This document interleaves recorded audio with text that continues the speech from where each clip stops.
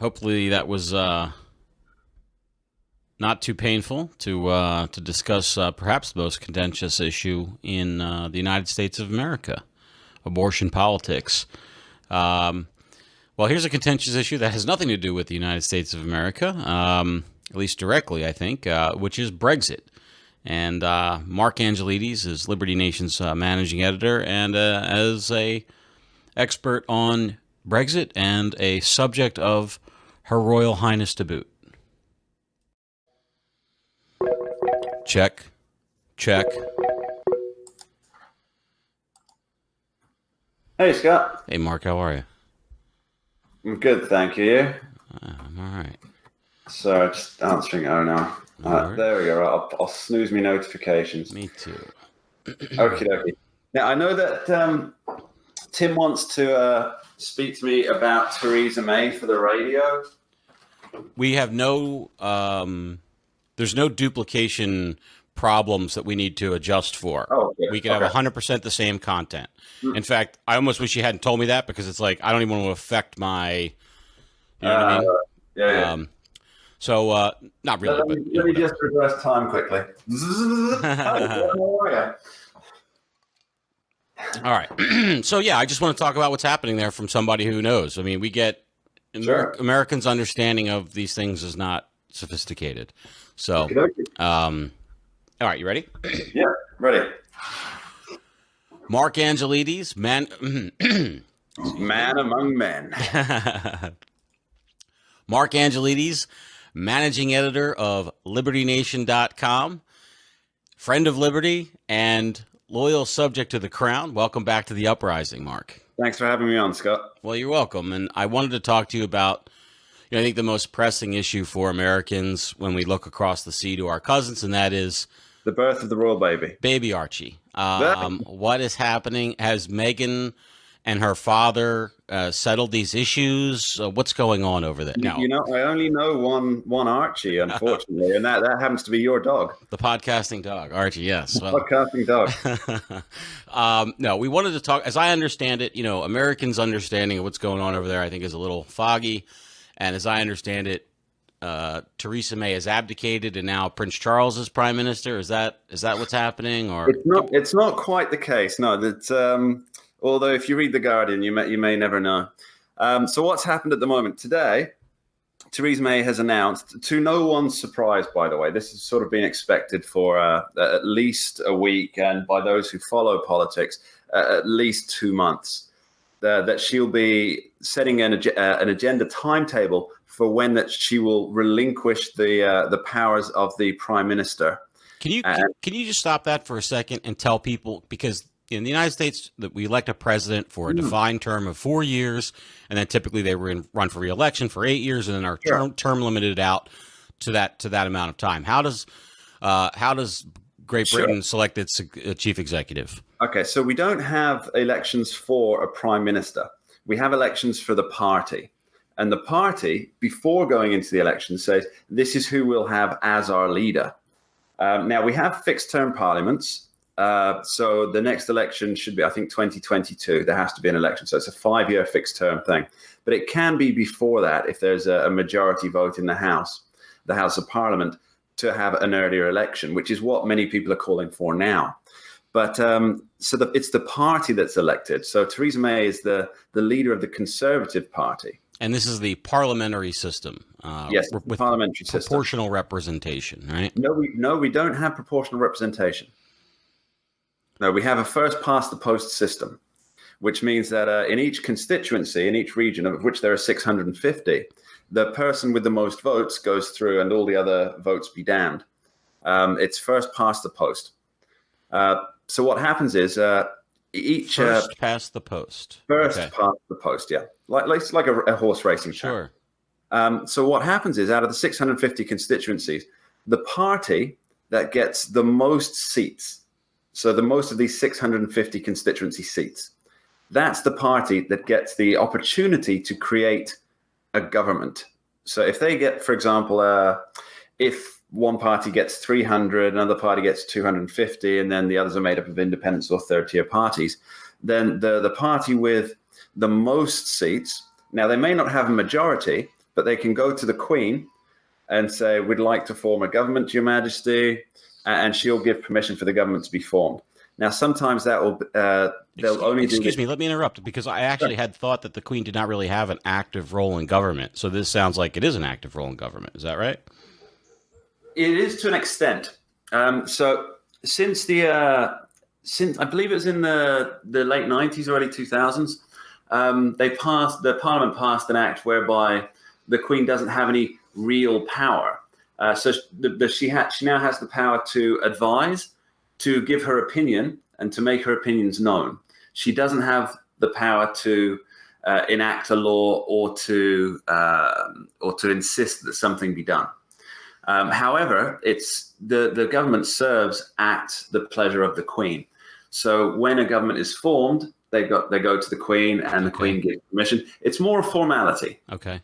It's more a formality than anything else. But yes, so even if they don't have a working majority, so maybe they have 300 out of 650, what they can do is they can form a coalition or get a confidence and supply arrangement, which can say, with this confidence and supply arrangement or this coalition government, we'll be able to manage effectively, because between ourselves and the people we're choosing to work with, we would have an effective majority. We've managed to create an effective coalition.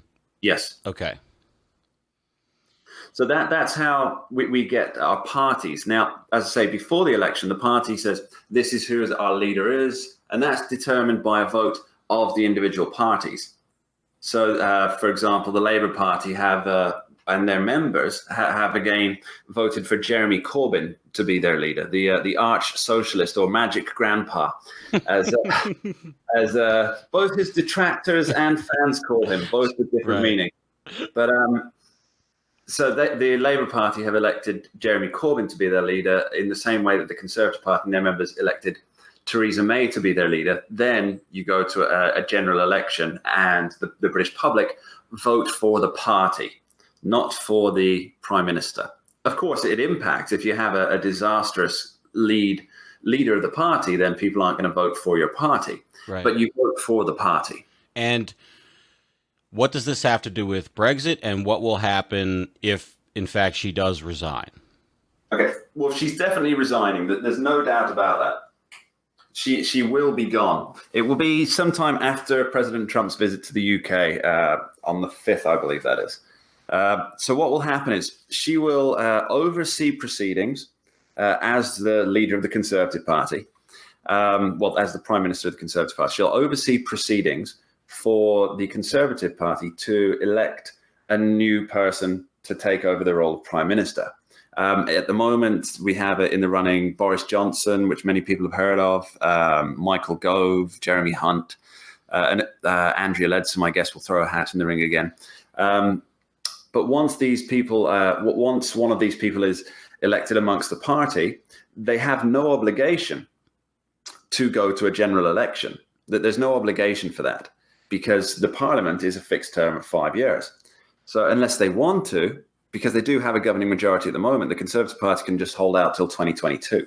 If they did go to the polls and elected to have an election, would the next election then be not in 2022, but after that?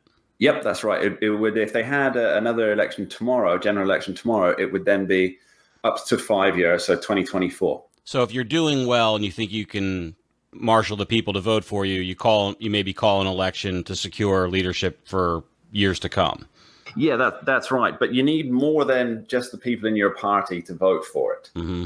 That's the thing. It requires quite a proper majority to actually cut short this parliamentary session and begin the process of a general election, which Jeremy Corbyn is now calling for. Is Brexit the reason why Ms. May is resigning? Absolutely, it is. Yes, she's had 3 years in the job in which to deliver Brexit, and she's failed to do that. So if she had, obviously, we've had the Euro elections, which took place in the UK yesterday. The European Parliament elections, which Britain shouldn't have been taking part in, because we should have left in March. Right. We should have left the European Union in March. But if she'd have gone into these elections and won, which we don't know the results yet. We don't, because obviously all of Europe has to vote for these European elections. So the results will be announced on Sunday. But if she'd have won, she probably could have kept her position. But it's fairly clear that she's possibly finishing out of the main parties in last place. So, yeah, it's very much a question of she's failed to deliver Brexit. The British public are unhappy with it, have decided to give her what we call a drubbing at the ballot box, and now her position is no longer tenable. Do you think that Mr. Johnson or any of the other potential replacements will move on Brexit in a way that advances the exit? Well, to be fair, the best way, in my opinion, this is just my opinion, that the best way to deliver Brexit is just to leave, to withdraw to withdraw the Communities Act and just leave, because that's pretty much what the majority of people in the UK voted for. What's happened is the reason that Theresa May can't seem to Brexit at the moment is because she's looking for a specific withdrawal agreement with the EU. Which involves some kind of a customs arrangement or various future connections with the EU, which is not, in many people's opinion, a real Brexit. And so she's failed to gain votes for this in the House of Parliament. She's failed to gain a majority for her withdrawal agreement bill. So if Boris Johnson or whoever takes over were to continue along the same vein and try and push through the withdrawal agreement bill that's been agreed between Theresa May and the European Union, then I would foresee basically the same problems. It will be a failure because the Labour Party will never get on board and vote for a Brexit that actually takes people out, takes the UK out, because they don't want to leave the EU. And the Conservative Party don't have a strong enough majority themselves to do that. They have at the moment they have the most seats, but they've been working with the DUP, which is a Northern Ireland party, in a confidence and supply arrangement. But the DUP are very, very keen Brexiteers. They want completely out, so they're not going to vote for it. So if Boris Johnson, if he becomes Prime Minister next, which the odds say that he will, if he were to continue down the line of trying to push the withdrawal agreement deal through, he'll end up in pretty much the same position. Okay, well, let me ask you this then. Put on your get your crystal ball out, Mark. Sure. Fast forward 6 months. Fast forward 2 years. Okay. Give me the time frame. Are we going to see a major change in how the UK and Europe are related, or is this going to be some limbo that they exist in perpetually? Well, it's starting to feel like we're in purgatory and we're here for a very, very long time. However, I'm sure your listeners are familiar with Nigel Farage, formerly of the United Kingdom Independence Party, UKIP, but he's now started his own party called the Brexit Party about 5 weeks ago. And within 5 weeks, he's managed to, all polls point to this, he's managed to sweep the European parliamentary elections, which is unheard of. A party that started 5 weeks ago. And pretty much every poll says he's hitting around 34%, around 32 to 34% in the elections that we had on Thursday. And if that's the case, which pretty sure it is, then there's a very good chance that he's going to be an influencing factor in what goes ahead now.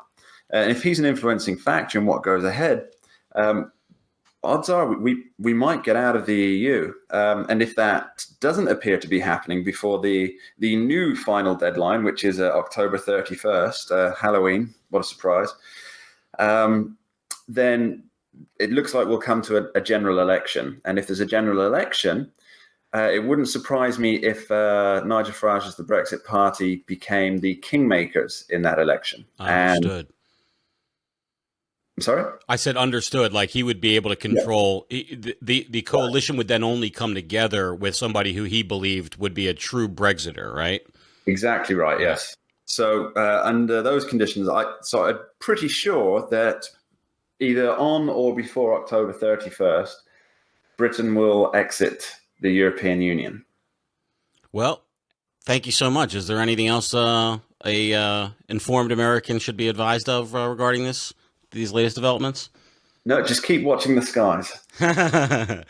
From the UK, managing editor, libertynation.com, where you can find his editing, his direction, and occasionally, more than occasionally, a written piece. And of course, Mark is also the host of I was going to say the Uprising. Mark is also the host of The Rabbit Hole, which is a totally different kind of podcast than the Uprising. It brings to life ancient wisdom in terms of fables and stories and applies them to our modern times and the events in the news. And I think it's extremely well done. So I encourage everybody to listen to that, Mark. And thank you so much for joining us. My pleasure. Take care. Cheers.